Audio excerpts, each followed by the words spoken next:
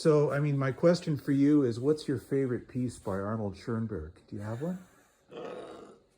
I've heard of the name, but I couldn't give you a particular piece. The expression on your face, just like, whoa. I'm sorry. What is your favorite piece? You don't know any music by Schoenberg? I can't name them. I mean, I could hardly name the ones from Ravel.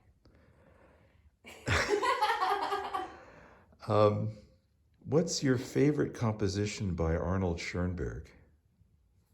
Oh, bother! I don't know any off the top of my head. You're just like gonna launch this on me. You sure? Yeah. So I got a question for you. Okay. What is your favorite piece of music by Arnold Schoenberg? Oh man, I have no idea. Can you give me multiple choice?